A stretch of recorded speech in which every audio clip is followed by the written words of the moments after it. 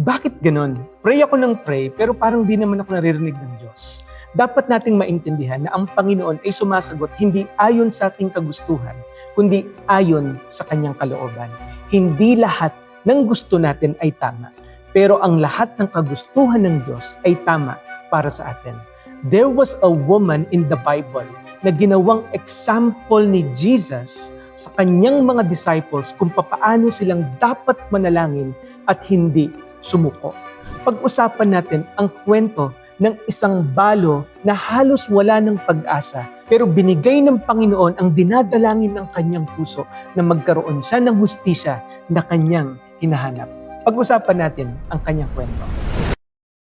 In Luke chapter 11 verse 1, ang mga disciples ay lumapit kay Jesus with a simple request. Ang sabi nila, "Lord, teach us to pray." Pagkatapos nung tinuruan sila ni Jesus, tapos pinakita sa kanila kung paano manalangin, and after 7 chapters, meron siyang storya na sinabi. In Luke chapter 18, ang sabi niya, "Then Jesus told his disciples a parable to show them that they should always pray and not give up.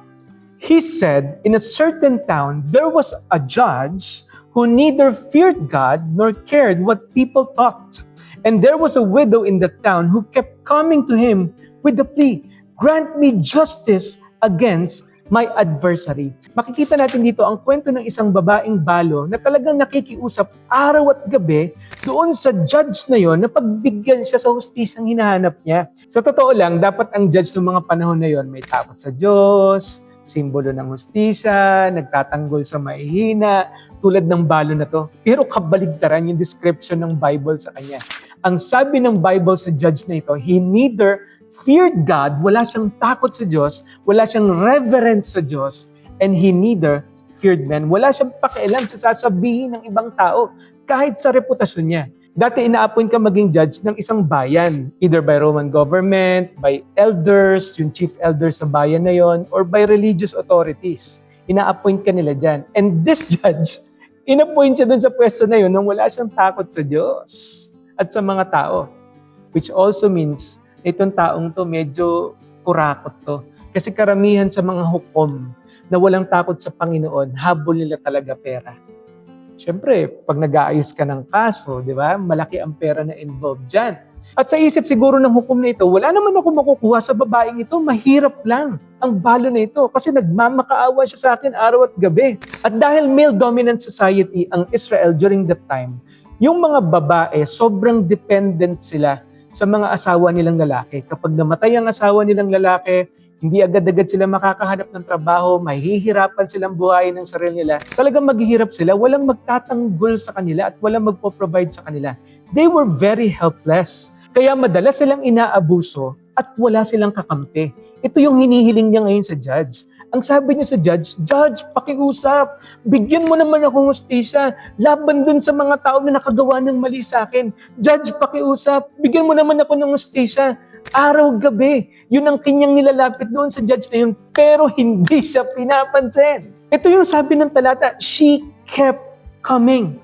Ito ay kwento ng isang taong mahina laban sa sistema na walang puso. Ang sakit na nararamdaman niya. Pero bagamat ganun, hindi siya tumigil. Nandun yung kanyang grit.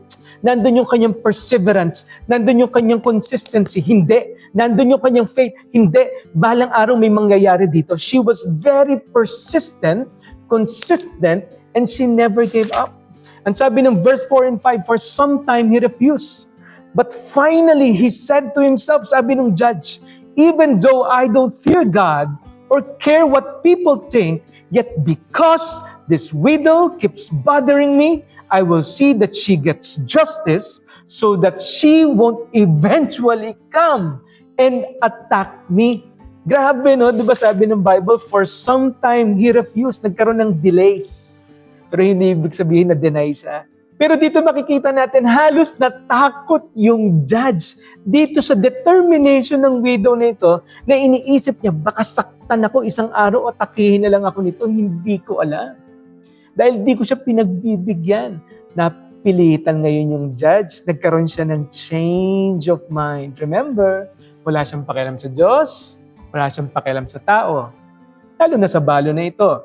Pero dahil sa determination ng widow na ito, sa persistency na pinakita niya, Ang sabi ng Bible, nagbago yung isip ng judge na ito.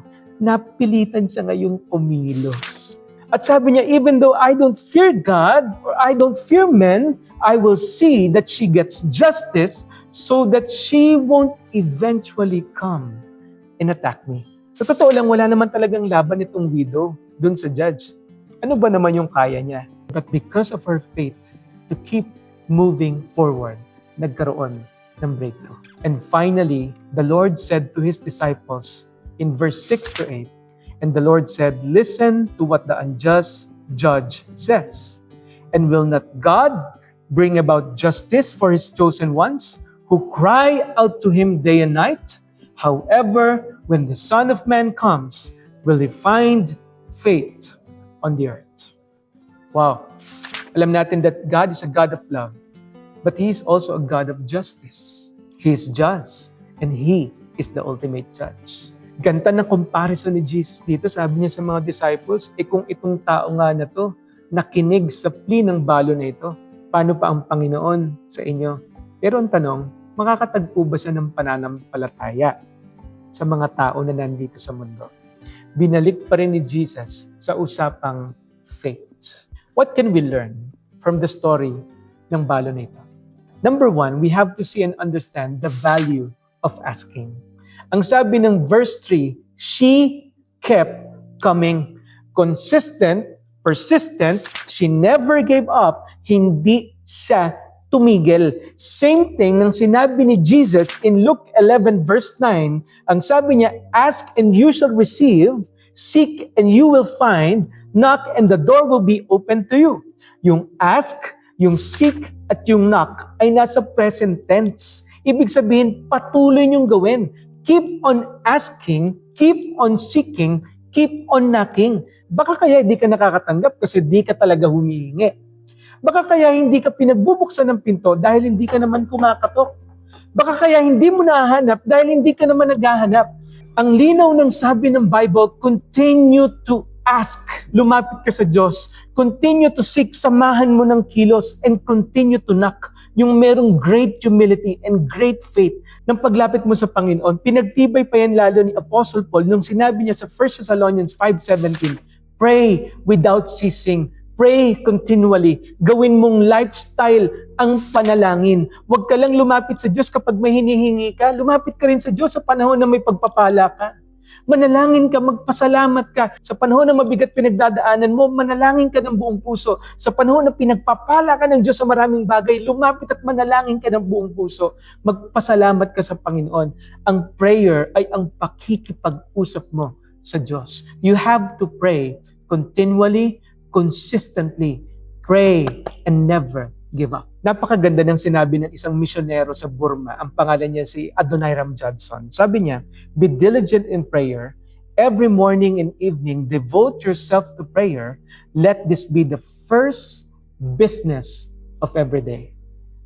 Ang tagal bago magkaroon ng bunga yung ministry nila doon sa lugar na kanyang pinuntahan.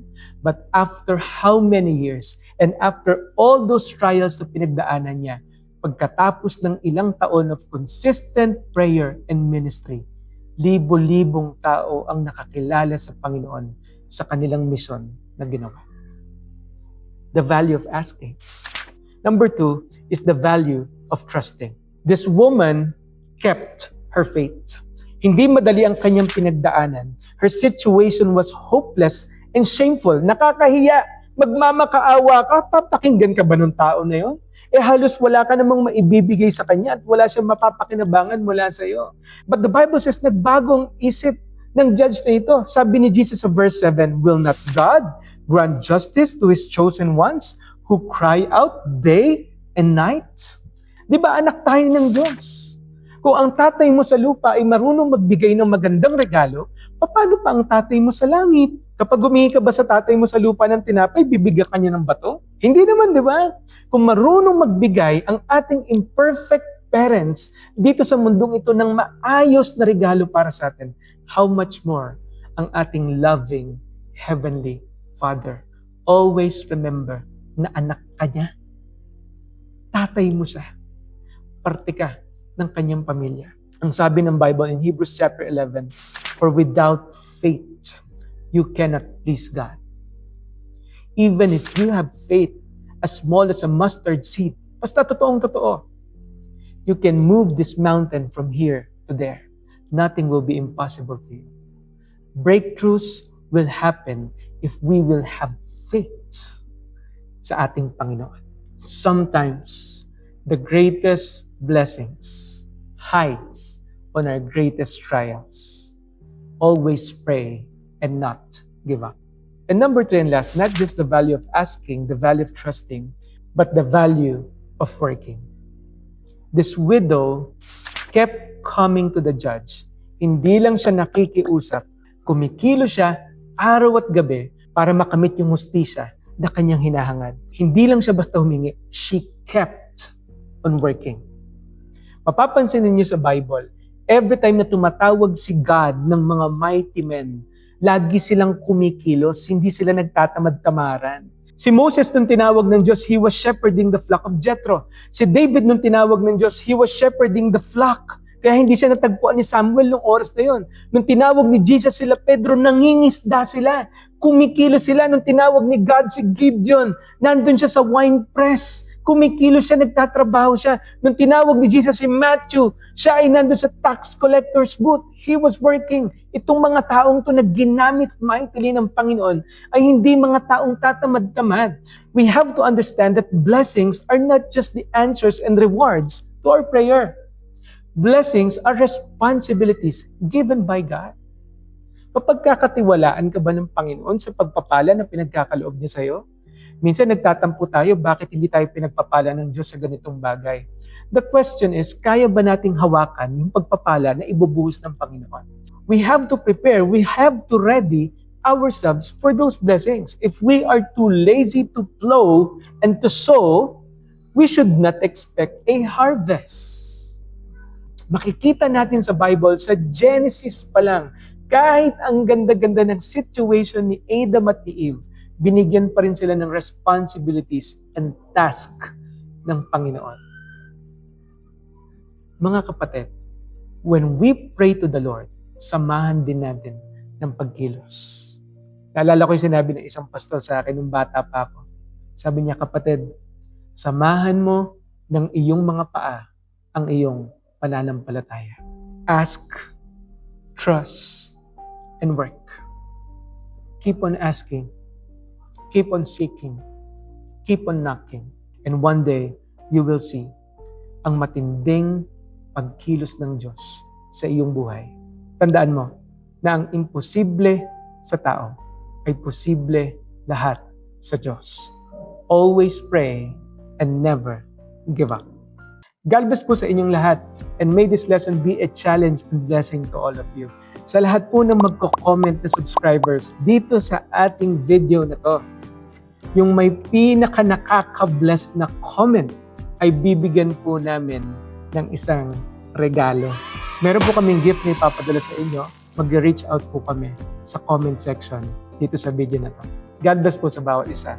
Please subscribe.